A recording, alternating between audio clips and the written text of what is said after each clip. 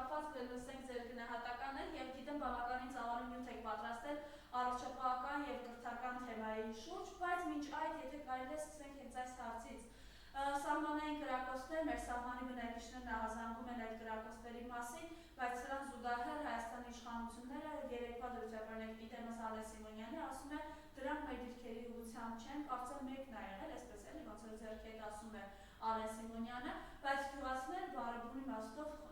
ներկայացնում են ըստ էության անգամ փաստեր, թե ինչ հեռավորության վրա ինչ կրակոցներ են, պատուհանը մինչև անգամ վնասվել բնակչի։ Խնդրեմ այս մասով ձեր կարծիքը։ Բարև ձեզ, նախ շնորհակալություն հրավերի համար, նման հնարավորություն ինձ տալու համար։ Այո, այսօր շատ մտահոգիչ են սահմանամերձ շրջաններում այդ ադրբեջանցիների կրակոցները եւ առավել քան մտահոգիչ է մեր երկրի իշխանությունների ներկայացուցիչների նման հայտարարությունները, ինչ է նշանակում, այո, կան կրակոցներ, բայց նրանք օդ են կրակում մարդկանց եւ տների վրա չեն կրակում։ Հասկանում եք, կարծես թե մենք խաղահրապարակում եւ բառախաղի մեջ ենք ու բառախաղ անում, նրանք օդ են կրակում, նրանք մարդկանց վրա չեն կրակում։ Իհարկե իրենց համար դա լուրջ խնդիր է, որովհետեւ իրենք հանրությանը անընդհատ թմկահարում էին, որ պատրաստ է Ադրբեջանը խաղաղության պայմանագիր կնքելու եւ փաստացիորեն Ադրբեջանը բոլորովին այլ բան է ապացուցում, նա ասում է, որ բոլորովին նման բանի ինքը ոչ պատրաստ է, ոչ պատրաստել լինելու մասին հայտարարություն է արել եւ դեռ ավելին Ադրբեջանը շատ հստակ ասում է, քանի դեռ Հայաստանը չի կատարել իր արչեւ իմ դրած պահանջները, ոչ մի խաղաղության մասին խոսք լինել անգամ չի կարող եւ այդ կրակոցներն էլ առաջին ապացույցն են։ Իսկ ինչն էր նրա պահանջը, սահմանադրության փոփոխությունը, Մինսկի համանախագահների խմբի գործունեության չեղարկումը եւ բազմաթիվ այլ 300,000 ադրբեջանցիների Հայաստան տեղափոխվելը եւ այլն եւ այլն։ Այնպես որ Ալեն Սիմոնյանը ըստ էության փորձում է նորից պնդել, թե Հայաստան-Ադրբեջան բանակցությունները հասել են այն մակարդակին, որ այսօր վաղը մյուս օր այդ խաղաղության թուղթը, հաղթաթուղթը իրենց ձեռքին է լինելու։ Իհարկե նման բան չի լինելու, իհարկե ինչ թուղթ է լինի նրանց ձեռքին Ադրբեջանը խաղաղություն չի ապահովելու, իսկ ինչու ապահովի այդ խաղաղությունը, քանի դեռ այստեղ կա մի դավաճան ազգակործան իշխանություն, ով պատրաստ է ամեն ինչի իր իշխանությունը մեկ օր առաջ պահելու, իսկ Ալեն Սիմոնյանը այդ իշխանության կարևոր ներկայացուցիչներից մեկն է, ինքն էլ իր աթոռը պահելու համար կարող է նման, ինչ ասեմ, հիմար հայտարարություններով հանդես գալ։ Այս կրակոցների ֆոնին մենք տեսնում ենք, որ օրինակ հաստատ կհիշեք, այս մարդուն ուղղակի չի կարելի մոռանալ։ Արծրուն Հովհաննիսյանը Նիկոլ Փաշինյանի այդ լուսանկարը հրապարակում Հերկեցցե հեծանիվը, մարդու 50 կիլոմետր քշել են։ Հետո մեկը այսօր իրենց առաջարկեց քշելով գնան Կուլտ գյուղ, գնան Խնածախ, գնան մյուս գյուղերը, որոնք այսօր կրակի տակ են։ Գիտեք, հեծանիվի, հեծանվավազքի այս նման ցուցադրումները ապացուցում են մի շատ կարևոր բան, որ այս իշխանություններին ընդհանրապես մեր երկրի անվտանգային հարցերը չեն հետաքրում, մեր երկրում որևէ բնակչի որևէ հարց չի հետաքրում, իրենք իրենց վայելքները, իրենց հեծանիվները եւ իրենց կարճ խելքով այնպես փորձում են այդ տրամաբանությունը, այդ տրամադրությունները փոխանցել հայաստանցուն։ Լսեք, հեծանիվը չէ, որ կարող է ապահովել անվտանգային հարցերը։ Եթե դու այդքան կաս, դու այդքան վարչապետ ես, հեծանիվի գովերքի փոխարեն մեր բանակը հզորացրա, մեր սահմանների մասին մտածիր եւ անվտանգություն ապահովի սահմանամերձ շրջանում։ Ինչու սահմանամերձ, հենց ամբողջ Երևանում, հենց ամբողջ Երևանի կենտրոնում, այնպես որ դա ցույց է տալիս, որ ընդհանրապես այս իշխանություններին, օրվա իշխանություններին, բացի իրենց աթոռը, նաեւ թող լինի հեծանիվի աթոռը, ուրիշ բան չի հետաքրքրում։ Դուք ասացիք, որ փորձում են Ալեն Սիմոնյաններով եւ մյուսներով ցույց տալ, որ իբր տեսեք Ադրբեջանի հետ իրենք բաց են եւ պատրաստ են այդ ստորագրմանը, բայց այսօր Ալիևը 10 տված հարցազրույցում ասում է, որ Հայաստանի հետ բարեկամական կապերը ընդհանրապես իրատեսական չեն եւ ըստ էության մենք պետք է մոռանանք դրա մասին։ Գիտեք, ես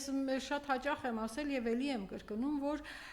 ըստ էության Ալիևը հայ ժողովրդի հետ ավելի ազնիվ է, քան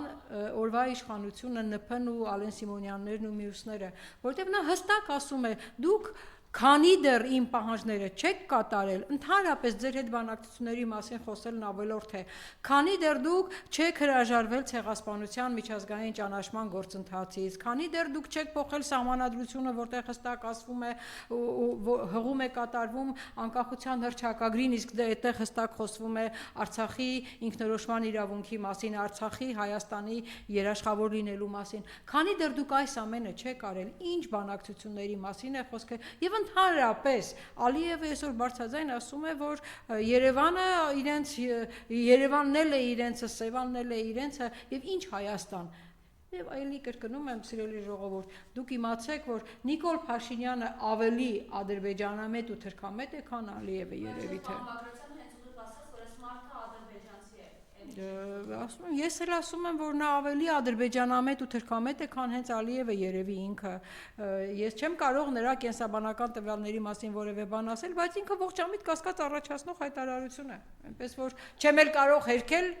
եւ ողջամիտ կասկած կա, որ Բագրատյանի ասածը կարող է ճիշտ լինել։ Նրա վարքագծից ելնելով։ Տպավորություն է, որ այս մարդը ինքնական հրաժարվում է բոլոր միջազգային հայցերից, պահանջներից եւ դրա, այսպես ասենք, տեսանելի աղաչներից մեկը նաեւ կարծում եմ գիտեք այն մարդասպանին, որը 44 օրյա պատերազմում գլխատեց 85-ամյա հային եւ միջազգային հետախուզումը վերջինիս նկատմամբ դադարեցված է։ Այս մարդասպան Դահիճն է հարցազրույցներ է տալիս,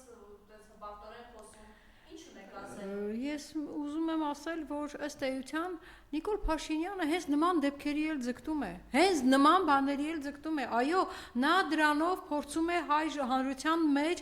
վախի զգացումը անընդհատ արթուն պահել, որ այ եթե մենք որևէ կերպ ընդդիմանանք Ադրբեջանի ցանկությունների կատարման հարցում, Թուրքիայի ցանկությունների կատարման հարցում, մենք նման իրավիճակներ շատ ենք ունենալու։ Սա միայն դրա մասին է խոսում։ Եվ այո,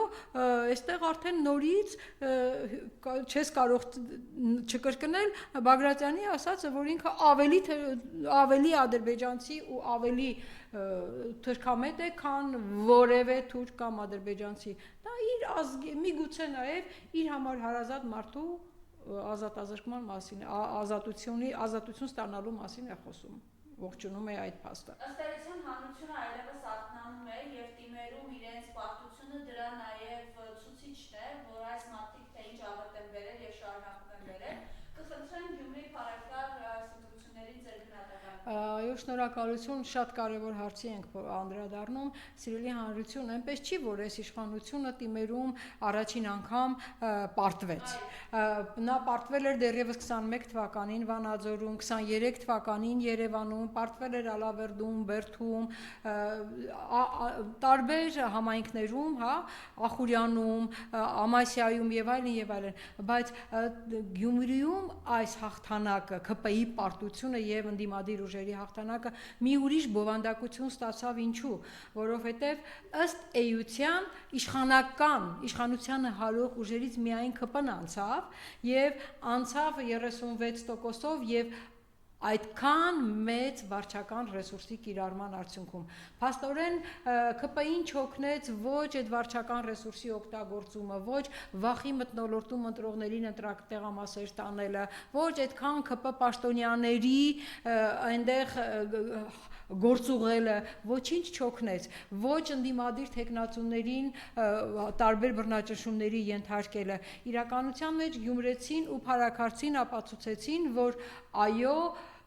արդեն հանրությունը համոզված է, որ մեր երկրի փրկությունը ՔՊ-ի իշխանությունից ազատվելն է եւ ըստ էության ես կուզեի նշել այդ ՔՊ-ի պարտության եւ ընդդիմադիր ուժերի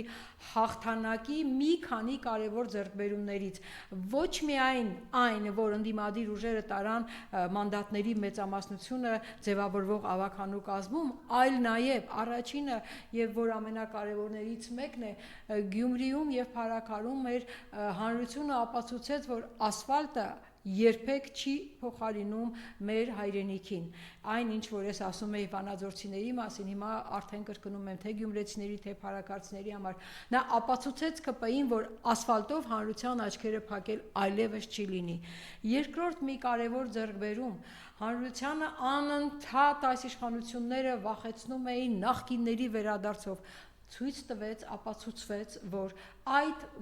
վախի մթնոլորտ նախկիների վերադարձով վախեցնելու այդ թեզը այլևս չի աշխատում։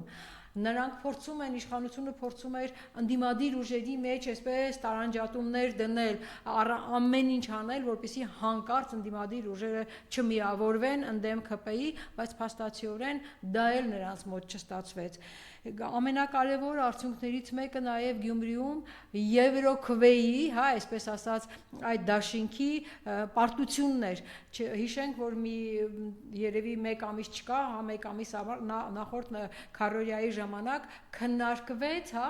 Հայաստանի կողմից Եվրոպական միությանը միանելու գործընթացի մասին օրենքի ընդունումը։ Ասել է, թե հանրությունը,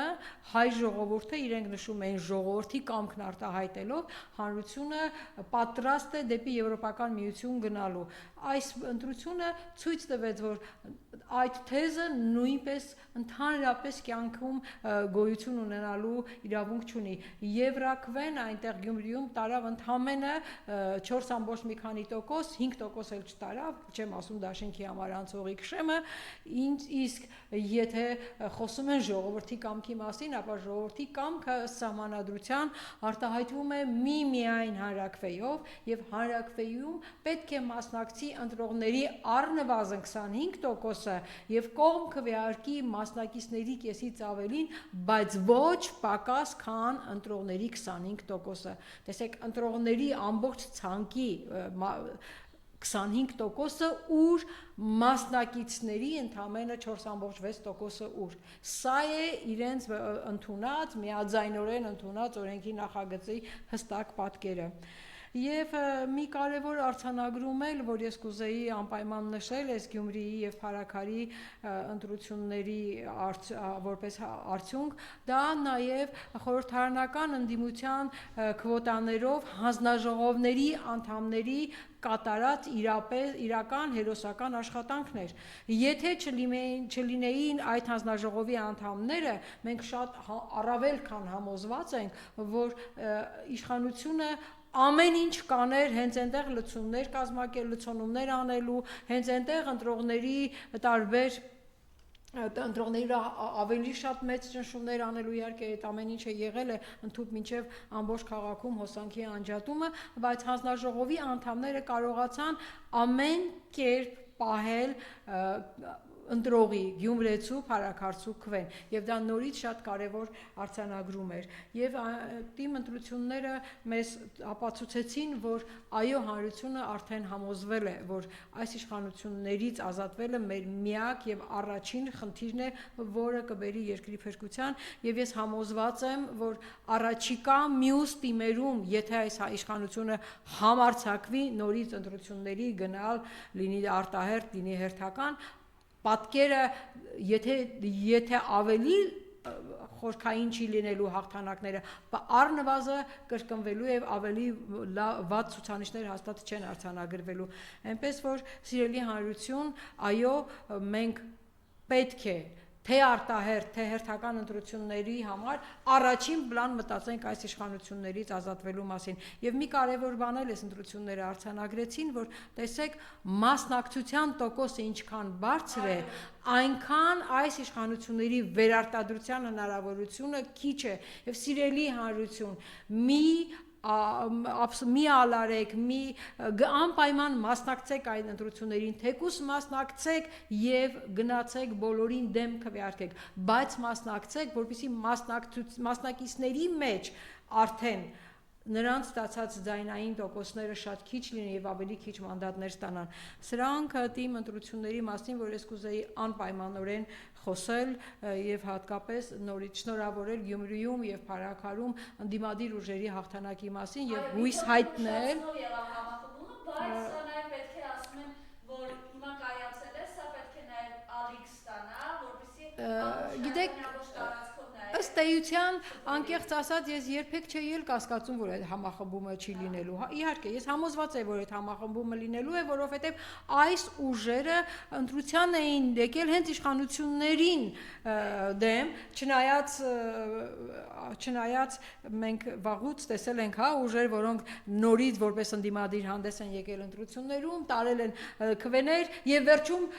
օգնել են ԿՊ-ին իշխանություն ձևավորելու համար։ Ինչու միայն Երևանը, բա Վանաձորը, բա Էդմոն Մարուքյանը, բա Ալավերդում, ասենք Սիմոն Զախարովը, բա Երևանում Դոգի կուսակցությունը, այդ բոլորը ըստ էության դրանք այն ուժերն են, հենց այսօր Վանաձորում Արկադի Փելեշյանի, որը ԺՊ է նշանակվել ուժը, չէ որ իրենք հանրության մեջ քարոզարշավի ժամանակ որպես ընդդիմադիր էին ներկայանում եւ որպես ընդդիմադիր են հանրության քվե ստացել, բայց փաստացիորեն Փելեշյանը դարձավ ԿՊ-ի կողմից նշանակված ԺՊ, ասենք, այս մյուս ուժը Երևանում գնաց մասնակցեց ընտրություններին, ապահովեց ընտրությունների նիստի կայացման համար անհրաժեշտ ձայների քանակը, թեկուզ հայտարարում է ինքը դեմ է քվեարկել։ Ում եք ինչի տեղ դնում կներեք, էլի, ինչ է նշանակում ես մասնակցել եմ, բայց դեմ եմ քվեարկել։ Հենց մասնակցությունը արդեն կողմ լինելու մասին էր խոսում, որտեղ մասնակցությունն էր, որ ապահովեց նրանց նիստերի կայացման հնարավորություն ունենալ։ Այնպես որ անպայման կա եւ ես առավել քան համոզված եմ, որ իսկապես նախ հանրությունը երկրորդը այդ ընդդիմադիր ուժերին քվե տված գյումրեցին թույլ չի տա, որ իր քվեն փոշիանա եւ ես բացի այդ փոշիացումից ես համոզված եմ, որ այդ ուժերը իսկապես իրենք ընդդիմադիր են իրենց էությամբ եւ որևէ կերպ չեն համաձայնվելու ԿՊ-ի վերարտադրությանը Գյումրիում կամ առնվազն ընդդիմադիրների հաղթանակի փոշիացմանը Գյումրիում։ Դիկի Գրեժան, իմպիչմենտի հարցը, մենք տեսնում ենք, որ այս փուլում ազգային ժողովի ընդդիմադիր ուժերին հասցեն է կամ մեղադրանք, որ ինչու չեք սկսում այդ գործընթացը։ Ես հիմա կխնդրեմ նաև այս մասով Շատ լավ, իհարկե շատ կարևոր հարց է, գիտեք, ամենահետաքրքիրը այն է, որ ես, գիտեք, ովքեր են բարձրացնում այդ հարցը։ Ըստ էության, այդ հարցը բարձրացողները հիմնականում ես կարող եմ ասել, որ ԿՊ-ի կողմից են խոսում։ Ինչու՞։ Որովհետև իմպիչմենտի հարցը ինքը գործընթաց է, եւ այդ գործընթացը ունի առաջին, երկրորդ, երրորդ մի քանի քայլեր։ Առաջին քայլը, որը ամենակարևորն է, որ պետք է ընդդիմադիր ուժերը խորհրդարանում ապահովեն 36 ստորագրություն եւ ներկայացնեն իրենց տեխնացուի, վարչապետի իրենց տեխնացուի անուն ազգանունը։ Երկրորդ քայլը, որը ամենակարևորն է, այդ դիմումը, այդ վարչապետի անունը ներկայացնելուց հետո, երբ որ ազգային ժողով արդեն մուտք է գրվում է այդ դիմումը, սկսվում է երկրորդ քայլի ժամկետը, հաշված 72 ժամ եւ 72 ժամվա ընթացքում ազգային ժողովում պետք է անպայմանորեն նիստ հրավիրվի այդ օրակարգով եւ կայանա քվեարկություն եւ ազգային ժողովը պետք է անվստահություն հայտնի վարչապետին։ Տեսեք, 72 ժամվա ընթացքում պետք է օրենքի ուժով նիստ հրավիրվի, քվորում ապահովի եւ ապահովի կողմ ձայների կեսից ավելին, որպեսզի անվստահություն հայտնեն վարչապետին։ Հիմա ենթադրենք, ես չեմ բացառում, որ հնարավոր է այսօր ապահովել 36 ստորագրությունը։ Ենթադրենք ինչ որ կերպ ընդդիմադիր որևէ մեկ ընդդիմադիր տեխնացուի շուրջ եկավ համաձայնություն վարչապետի տեխնացուի անվան շուրջ։ Հաջորդը 72 ժամվա ընթացքում ազգային ժողովում ձայների մեծամասնությամբ այդ վստահության ապահովումը ինչպես է լինելու, արդյոք այն մարդիկ, այն ուժերը, ովքեր խոսում են դրա մասին, իրենք ապահովելու են այդ անհրաժեշտ պակաս ձայները, 36, իսկ մենք ունենք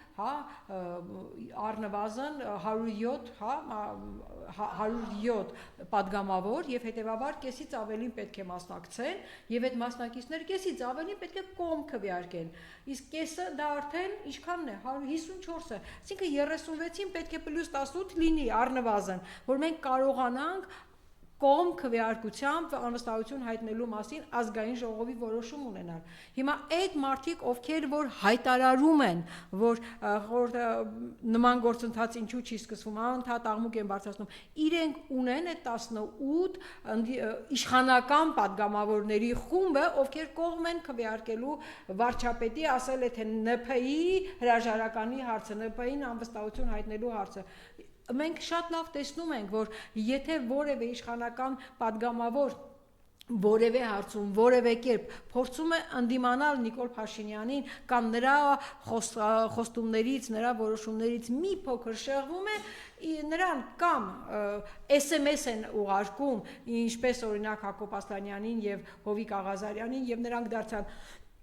անկախ падգամավոր, լավագույն դեպքում կամ էլ Վիլեն Գաբրելյանի նման կներեք։ Հայո Ելևանքում են փողոցները, հետո մանդատ։ Ես չեմ կարծում, որ Վիլեն Գաբրելյանը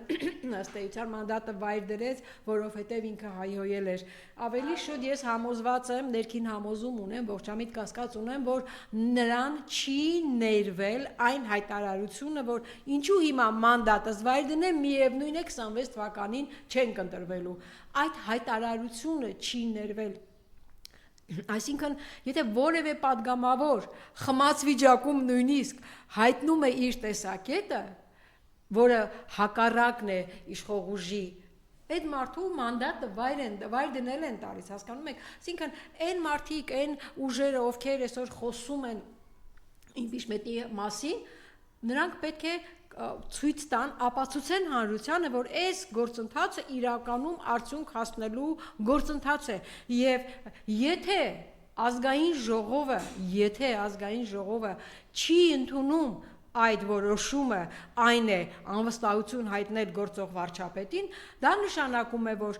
1 տարի այլևս նման հարց բարձրացնել չի կարելի։ Ասել է, թե այդ ուժերը, ովքեր խոսում են իմպիչմենտի անհրաժեշտության մասին, ես ողջամիտ կասկած ունեմ, որ նրանք պարզապես փորձում են 1 տարի ձգել այս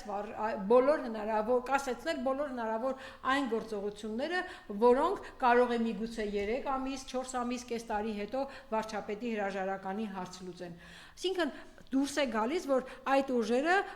պահանջում են խորհրդարանական ուժերից վարչապետի գործունեության ժամկետը առնվազն անվստահություն հայտնելու գործընթացով առնվազն 1 տարի երկարացնել։ Հիմա դուք ինձ ասեք, սիրելի հանրություն, սա վարչապետի օգուտ գործընթաց է, թե ոչ։ Իհարկե, եւ նման ուժերը, ովքեր հայտարարում են իմպիչմենտի անհրաժեշտության մասին, միանշանակորեն ըստ ինձ նրանք աշխատում են ԿՊ-ի օրվա իշխանությունների օգտին եւ ընդհանրապես եւ մյուս բանը, տեսեք, այսօր խորհրդարանական ուժերի հանձնաժողովի անդամները հստակորեն աշխատելով թույլ չտվեցին, որ իշխանությունը իր վարչական ռեսուրսով հանձնաժողովներում կեղծելով ընտրության արդյունքները հաղթանակի հասնի։ Ի վերջո դա նորից այդ ընդդիմադիր ուժերի գործողության արդյունքներ։ Այնպես որ իմպիչմենտ պահանջողը նախ պետք է քայլերը պատկերացնի, ես համոզված եմ, որ նա պատկերացնում է այդ քայլերի հաջողություն հասնելու գործընթացը, հաջողություն հասնելը ապացուցի, հետո նոր նման պահանջ առաջ քաշի։ Խոսելու եք կրթական թեմայից եւ առողջապահական ոլորտում արտահայտների մասին։ Գիտեք, որ կրթվելը նորաձև է, այսպես Աննա Հակոբյանը արշավ է սկսել։ Մատենադարանում էին վերջերս դասախոսությունը անցկացնում, չգիտեմ, այս մարդիկ ազգային արժեք, ոչինչ կապ չունի, գոյություն չունի եւ հազարավոր մարդիկ ասում են, ախր ոնց կարող են այս անկերտները, ինչ որ կրթվելը նորաձև է, արշավ նախաձեռնել։ Գիտեք ինչ, բարձրագույն կրթություն չունեցող վարչապետ դարձած անձը խոսում է նորաձև կրթության հայեցակարգի մասին։ Եվ հենց որ ասում եք նորաձև կրթություն, ես անմիջապես հիշում եմ Աննա Հակոբյանի այն նկարը, որ ինքը համացանցում էր դրել, սապոգները տան մեջտեղում դրած, ինքը գետնի վրա նստած, համակարգիչն էլ դիմացը դրած։ Հասկանում եք, սա է իրանց նորաձև կրթությունը։ Ինչ է նշանակում նորաձև կրթություն իրենց ասած։ Այսինքն տարբեր հասարակական կազմակերպություններով, տարբեր խմբերով հավաքվել ինչ որ հարց քննարկել եւ համարել դա նորաձև կրթություն։ Նորաձև կրթությունը իրականում հայեցակարգային է։ Ո՞րն է այդ հայեցակարգայինը։ Մենք չպետք է ունենանք նորաձև կրթություն, մենք պետք է ունենանք ազգային պետականամետ կրթություն։ Հասկանում եք, ազգային պետականամետ կրթություն, ինչ է նորաձևությունը կրթության մեջ։ Նորաձևություն պետք է չլինի։ Միգուցե նորարարական մեթոդներ կարելի է կիրառել, պետք է կիրառել, միգուցե այդ կրթության մեջ պետք է անպայման ներառել արհեստական բանականության հնարավորություն, դրանք նորարարություններ են, դրանք նորաձևություն չեն։ Կրթությունը պետք է լինի ազգային եւ խոսել նորաձև կրթության մասին, բայց դրա տակ այսօր գործել այնպես, ինչպես այս իշխանությունն է գործում, սա ամենավտանգավորն է։ Հանրության ուշադրությունը շեղում են նորաձև կրթություն բառակապակցությամբ, բայց ինչ են անում իրականում այսօր կրթության ոլորտում։ Իրանք կրթության ոլորտը քանդում են, կրթական համակարգը իրականում այսօր քանդում են։ Գիտեք, ես այսօր գալիս եմ բարձրագույն կրթության եւ գիտության մասին օրենքի շրջանառության մեջ դրված նախագծի քննարկումից։ Հասկանում եք, ես անընդհատ խոսել եմ ու ելի եմ խոսելու, որ այս օրենքի նախագիծը առաջին պլան դնում է ինչ անել, թաքնված նպատակը, ինչ անել, որ կրթական համակարգը քանդվի։ Իհարկե,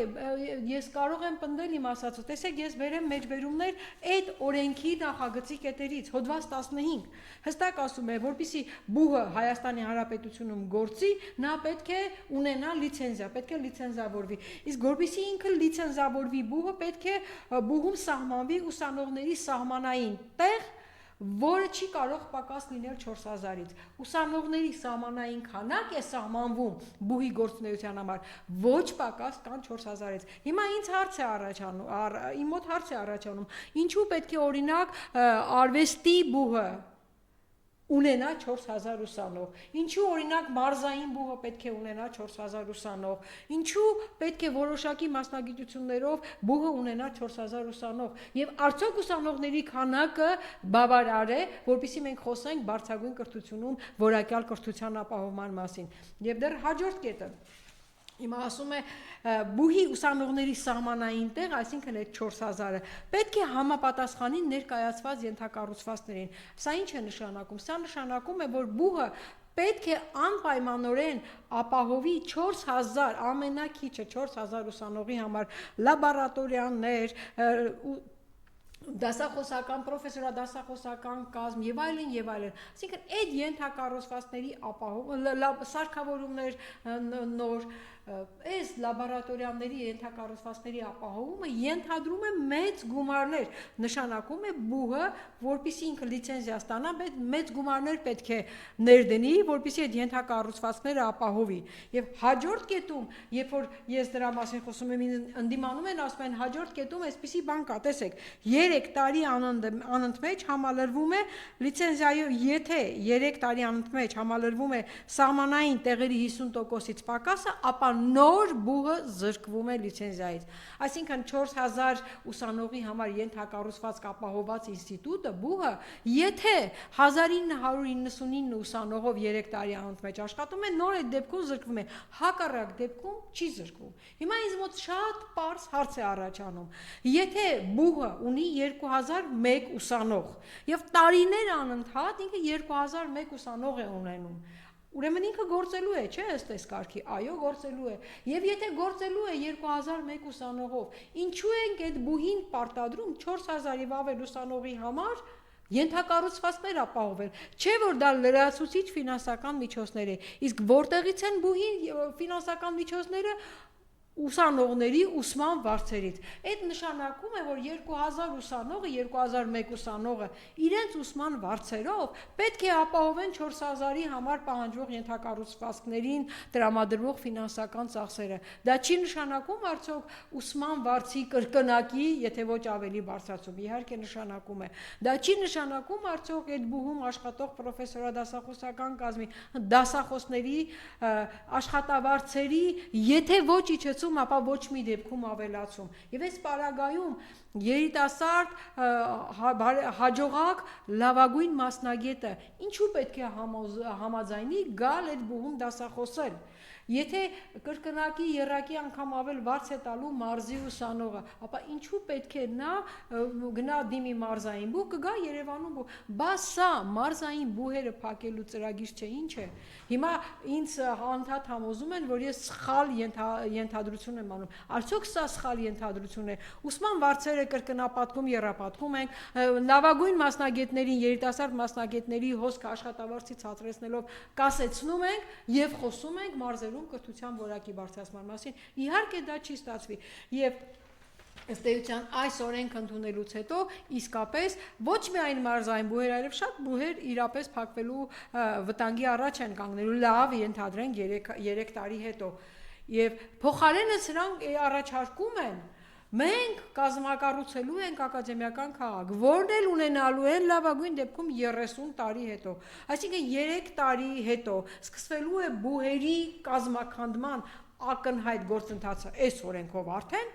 այն հույսով, որ 30 տարի հետո մենք կարող ենք ունենալ ակադեմիական քաղաք։ Իսկ հնարավոր չի այն մեծ գումարները, որ դուք այսօր դնում եք ակադեմիական քաղաք այդ մեգա ծրագրի շրջանակներում, այդ գումարը օգտագործեք տեղային բուհերի կրթության որակի բարելավմանը միտված գործերում, լաբորատորիաների, այդ ենթակառուցվածքների սարքման, այդ սարքավորումների ներմուծման, այդ պրոֆեսորադասախոսական կազմի աշխատավարձերի բարձրացման եւ հետեւաբար նաեւ լավագույն մասնագետ դասախոսներին այդ բուհեր տանելու, ուսանողների ուսման վարձերի իջեցման ուղղությամբ, փոխանակես ուղղությամբ աշխատեք, դուք հիմա այս պահին քանդում եք բուհերը, բուհական համակարգը, խոսում եք նորաձև կրթությունից, ասում եք բուհական համակարգը քանդենք, հասարակական կազմակերպություններով կրթական ինչ-որ ծրագրեր իրականացնենք, մինչև 30 տարի հետո ակադեմիական քաղաք կունենանք։ Էշմիսատկի գարուն կգա։ Այսինքն, այս ինչ է նշանակում։ Այս նշանակում է, որ մենք ունենք իշխանություն, որի գեր նպատակը կրթական համակարգը քանդելն է, որի գեր նպատակը հանրությանը անկիրթ սարքելն է, որովհետև անկիրթ հանրությունը շատ ավելի հեշտ կառավարելի է։ Ես իհարկե միշտ ասել եմ եւ ելի եմ կրկնելու, որ այս իշխանության նպատակը ոչ միայն հանրության կրթական մակարդակը իջեցնելն է, այլ նաեւ հենց մարզերը դատարկելը։ Եվ մարզերի դատարկման գործընթացը սկսում են կրթական համակարգից, որովհետև ադրբեջանցին այն իրենց բարեկիրթ, քաղաքակիրթ, կառուցողական Ալիևը իրենցից պահանջել է, որ 300,000 ադրբեջանցիներ պետք է վերադառնան, տեղափոխվեն Հայաստան։ Եվ հիմա ես նույն համատեքստում կուզեի խոսել նաև առողջապահության ոլորտի այսօր կատարվող խայտառակություններից։ Ազգային ժողովում բերել են օրենք, որ անմիջապես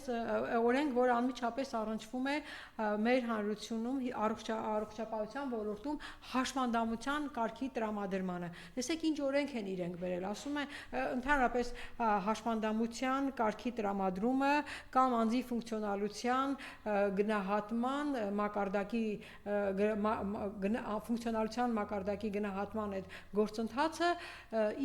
ինչպես է ընթանում։ Նախ ուղեգրող բժիշկ, այսինքն բուժող բժիշկը տեսնելով, որ այս մարդու մոտ, հիվանդի մոտ հնարավոր է, որ կան արկա են հաշմանդամության որոշակի խմբեր ֆունկցիոնալության,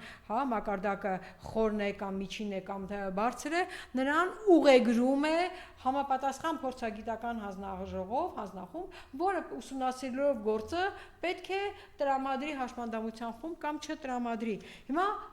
օրենքի նախագծով առաջարկում են, սիրելի բժիշկներ, խնդրում եմ ուշադիր եղեք, սա ուղղակիորեն ձեր դեմ է նաև, ոչ միայն այն հիվանդներին, ովքեր հաշմանդամության խումբ ստանալու առաջիկա խնդիրներ են ունենալու։ Եթե բժիշկը ուղեգրում է եւ հանկարծ փորձագիտական հանձնախումբը ճանաչում է այդ ուղեգրումը ու այդ դեպքը ոչ հաշմանդամություն ստանալու, այսինքն արձանագրում է որևէ սխալ բժշկի կողմից, այդ դեպքում առաջին անգամ արձանագրվելու պարագայում բժիշկը, ուղեգրող բժիշկը պետք է տուգանվի 70-ից 100,000 դրամ։ Եթե տարվա մեջ երկրորդ անգամ է նկատվում նույն բժշկի կողմից մի ուրիշ դեպքի համար սխալ ուղեգրում, ապա այդ նույն բժիշկը արդեն պետք է կրկնապատիկ տուգանք մուծի, այսինքն եթե 70,000 էր, հիմա արդեն 140,000 եւ տարվա մեջ 3-րդ անգամ կրկնվելու դեպքում բժիշկը պետք է զրկվի անհատական լիցենզիայից։ Եվ այս պարագայում սիրելի հանրություն, ինչ է արդյունքում ստանալու, բժիշկները ընդհանրապես խուսափելու են այդ ուղեգրումը անելուց, որովհետև նրանց բոլորովին ձեռք չի տալիս 70-140,000 լիցենզիայի ձեռքում այս տուգանքներին արժանանալ, եւ սրա նպատակը որն է, իհարկե, հաշմանդամության խումբ ունեցողների քանակը էապես կրճատել, որպեսզի այդ մարդիկ թոշակ չստանան հաշմանդամության։ Իսկ փոխարեն իրենք անընդհատ թմկահարում էին, որ դրա փոխարեն ապահովելու են առողջապահության համապարփակ ապահովագրական համակարգով այս հիվանդների անվճար բուժումը։ Խոստումները կան, այդ հայեցակարգը չկա։ Այդ խոստումներով 25 թվականից արդեն բոլոր թոշակառուները պետք է օգտվեին նման համակարգից։ Ունենք այդ համակարգը, չունենք։ Այսինքն խոստանում են մի բան, բայց անում են լրիվ ուրիշ բան, եւ այս ամենի վերլուծությունը միանշանակորեն բերում է մի եզրահանգման, որ իրենց պետք է ամեն կերպ տուգանել մարդկանց, իրենց պետք է ամեն կերպ հիվանդությունները խորացնել, իրենց ամեն կերպ պետք է որ մարդիկ հիվանդանան, չկրթված, անառողջ հանրությանը ավելի հեշտ է կառավարել եւ ավելի հեշտ է ընտրության միջոցով այս մարդկանց քվեները ստանալու միջոցով վերակենդանանալ, վերընտրվել եւ ձգել իրենց իշխանությունը։ Սա է իրենցը եւ սա ըստ էության ես կարող եմ ասել հետեւյալը, որ իրենց այս խմբակցության, այս իշխանության ուժի կարճաժամկետ, միջնաժամկետ եւ երկարաժամկետ ծրագրերի շրջանակում է։ Կարճաժամկետ ծրագրի շրջանակներում այսօր նրանք օրենքներ, որոշումներ են փոխում նմանատիպ իրավիճակներ ստեղծելու համար։ Միջնաժամկետում այդ որոշումները կյանքի են կոչելու, հանրությանը դարձնելու են անկիրթ, անառողջ եւ հետեւաբար իրանցից կախված, եւ վերջնաժամկետում հասնելու են այն ամենին, որ իրենց պատկերացումով, իրենց իշխանությունը երկարացնեն, հասնեն Ադրբեջանի պահանջին սահմանադրությունը փոխելու, ցեղասպանության միջազգային ճանաչումը ընդհանրապես քննարկումից հանելու Մինսկի համանախագահների խումբը եւ մյուս պահանջները եւ երկարաժամկետ ծրագրի իրենց վերջնական արդյունքում սրանց նպատակը Հայաստանը թուրքական վիլայետ սարքելն է։ Եվ սիրելի հանրություն, եւ ես համոզված եմ Գյումրու ու Փարաքարի ընտրություններն էլ առավել եւս ապացույց, որ նախկին Վանաձորի, Ալավերդու մյուս ընտրություններն էլ իհարկե, որ մեր հանրությունը այլևս չի հանդուրժում օրվա իշխանություններին եւ այդ ամենը հասկանում է հենց ինքը օրվա իշխանությունը եւ նրանք պետք է ամեն օր ավելի ուժեղացնեն բռնաճնշումները, ավելի այդ հոգեվարքի մեջ նրանք ավելի մեծացնելու են բռնաճնշումները, ավելի խորացնելու են հարկեր, շատացնելու, մեծացնելու են հարկերը, որևէ կերպ, որևէ բնակչի, որևէ հայաստանցու պետական որևէ հարցում պետական աջակցություն տալը։ Մենք ուրիշ ելք չունենք, քան օր առաջ այս իշխանություններից ազատվելու եւ դա հաստատ լինելու է եւ ես համոզված եմ որ հանրությունը արցախահայության մեր Հայաստանի հայերը արցախահայության հետ միասին վերջապես խփելու են այդ վերջին զարկը եւ սրանց հանելու են գահից։ Շնորհակալություն։